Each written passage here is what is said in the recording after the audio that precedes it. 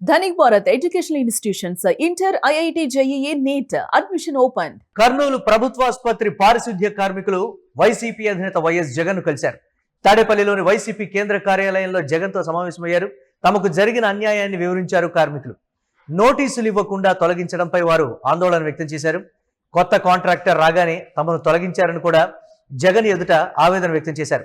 ఉన్న ఫలంగా తొలగించడంతో రోడ్డున పడ్డాం, ఇది కార్మికులు కన్నీళ్లు పెట్టుకుంటూ చెప్పినటువంటి మాట. పారిశుద్ధ్య కార్మికులకు అండగా ఉంటారని జగన్ హామీ ఇచ్చారు.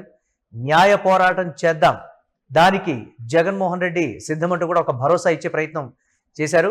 దీనికి సంబంధించి మరిన్ని అప్డేట్స్ మా కరెస్పాండెంట్ కిరణ్ అందిస్తారు. కిరణ్, ఇటీవల వరుసగా అంటే తనను కలవటానికి ఎవరు వచ్చినా సరే, సంఘటిత కార్మికులు కానీ అసంఘటిత కార్మికులు కానీ ఎవరైనా సరే సమస్య ఉందని వచ్చిన ప్రతి ఒక్కళ్ళను కూడా జగన్మోహన్ రెడ్డి కలుస్తున్నారు. డెఫినెట్ గా మీకు న్యాయం చేస్తామనేటువంటి ఒక భరోసా, ఒక ధైర్యాన్ని ఇస్తున్నటువంటి పరిస్థితి. అలాగే కర్నూలు ప్రభుత్వ ఆసుపత్రి పారిశుద్ధ్య కార్మికులు కూడా వారు కలిసినప్పుడు కూడా జగన్మోహన్ రెడ్డి ఇచ్చినటువంటి భరోసా, ఒక సంతోషం అయితే వారు వ్యక్తం చేసినటువంటి పరిస్థితి. ఏంటి అప్డేట్స్ ఏ విధంగా చూడాలి?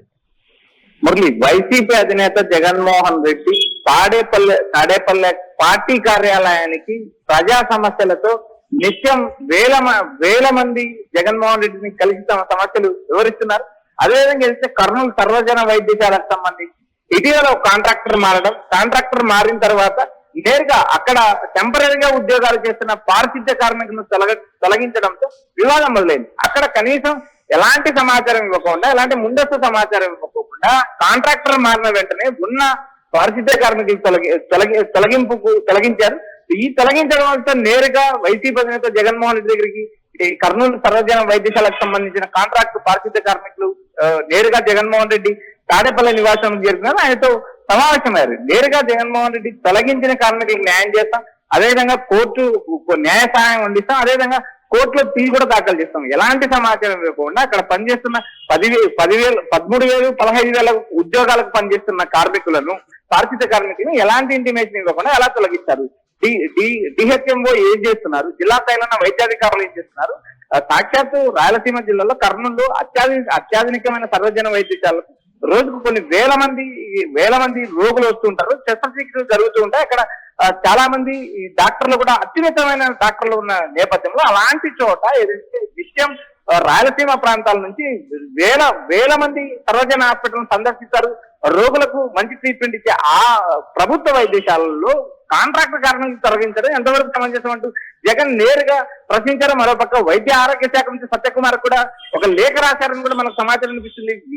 ఎలాంటి సమాచారం ఇవ్వకుండా అక్కడ పనిచేస్తున్న కాంట్రాక్టర్ మారడంతో ఉన్న బలంగా ఉన్న ఉద్యోగం ఎలా తొలగిస్తారంటూ ఆయన నేరుగా ప్రశ్నించారు. అయితే ఇటీవల జగన్మోహన్ రెడ్డి రాష్ట్ర వ్యాప్తంగా పలువురు జగన్మోహన్ రెడ్డిని కలవడం, తమ సమస్యలు వివరించడం, ఒకవైపు డిఎస్సీ ఉద్యోగులు, మరోపక్క అమరావతి రైతులు, మరోపక్క కాంట్రాక్ట్ కార్మికులు, మరోపక్క పారిశుద్ధ్య కార్మికులు, ఏదైతే ఆయా జిల్లాల్లో జరుగుతున్న వ్యవహారాల పైన కూడా ఆయన ఎప్పటికెప్పుడు సోషల్ మీడియా, ఇటు ట్విట్టర్ ద్వారా కూడా ఆయన ప్రభుత్వం పైన అసహనం, ప్రభుత్వం పైన అసంతృప్తి వ్యక్తం చేసిన నేపథ్యం ఇవాళ జరుగుతున్న పరిణామాల్లో వైఎస్ఆర్సీపీ రాజకీయంగా యాక్టివ్ కావడం, 2 ఏళ్ల టీడీపీ కూటమి పాలన అసంతృప్తి వ్యక్తం చేయడం, ఆయన నేరుగా ప్రతి వారం మీడియా సమావేశం పెట్టి ప్రభుత్వ పనితీరును ఎండగడుతున్నారు. అయితే అదే నేపథ్యంలో భాగంగా సర్వజన వైద్యశాలకు ఇటీవల సమస్యల్ని విన్నవించుకోవడానికి కూడా భారీ ఎత్తున జనం వస్తూ ఉండడానికి సంబంధించి కూడా కుటుంబ ప్రభుత్వం కూడా ఆలోచనలో పడింది. జగన్ ప్రతి అంశానికి సంబంధించి స్పందించడం కావచ్చు, ఎవరికైనా ఇబ్బంది ఉంది అని అంటే వెళ్ళి పరామర్శించడం కావచ్చు, వైసీపీ నేతలు కార్యకర్తలకు ఎవరికైనా అన్యాయం జరిగిందన్నా కానీ ఆయన స్పందిస్తున్నటువంటి తీరు కానీ, లేకపోతే ఇప్పుడు కర్నూలు ప్రభుత్వ ఆసుపత్రి పారిశుద్ధ్య కార్మికులు అక్కడ అధికారులకు మేము విన్నవించుకున్నా మా సమస్య పరిష్కారం కాలేదని నేరుగా జగన్మోహన్ రెడ్డి వద్దకే రావడానికి సంబంధించి ఏంటి అసలు దీన్ని ఎలా చూడొచ్చు? మురళి, రాష్ట్ర వ్యాప్తంగా అధికారంలో ఉన్న టీడీపీ కూటమి కంటే ప్రతిపక్షంలో ఉన్న జగన్ దగ్గరికి వెళ్తే ప్రతిపక్ష నేతగా కూడా అవకాశం ఇవ్వని రాష్ట్రంలో ప్రతిపక్ష నేతగా ఉన్న జగన్మోహన్ రెడ్డి దగ్గరికి వెళ్తే తమ సమస్యలు తెస్తాయి, తాడేపల్లి గేటు తాకితే తమ సమస్యలు పరిష్కారం అవుతాయనే కోణంలో ప్రజలు ఆలోచన చేస్తున్నారు. అదేవిధంగా డిఎస్సీలో నిరుద్యోగులు కావచ్చు, ఆక్వా రైతులు కావచ్చు, మరోపక్క ఏదైతే సాయి కృష్ణ కుటుంబాన్ని పరామర్శించడం కావచ్చు, రేపు క్రాంతి కుమార్ కుటుంబాన్ని నేరుగా జగన్ పరామర్శించడం, ఇలా రాష్ట్ర వ్యాప్తంగా ఉన్న సమస్యలు జగన్ అడ్రస్ చేస్తే ఆ సమస్య తీరుతుందంటూ ప్రజల్లో ఒక భరోసా కల్పించారు. ఇటీవల ఆక్వా రైతులు కలిసిన నేపథ్యంలో పశ్చిమ గోదావరి జిల్లాకు సంబంధించిన ఆక్వా ఫీడ్ రైతులు నేరుగా జగన్ కలిశారు. జగన్ ఒక అల్టిమేటం ఇచ్చారు. జూలై 1-2 తేదీల్లో ప్రభుత్వం ఆక్వా ఫీడ్ రైతులకు న్యాయం చేయకపోతే నేరుగా నేను నిరసన దిగుతానని ప్రభుత్వానికి హెచ్చరించడంతో నేరుగా ఆక్వా ఫీడ్ కి సంబంధించిన వ్యాపారులు సీఎం చంద్రబాబు నాయుడు సమావేశమయ్యారు.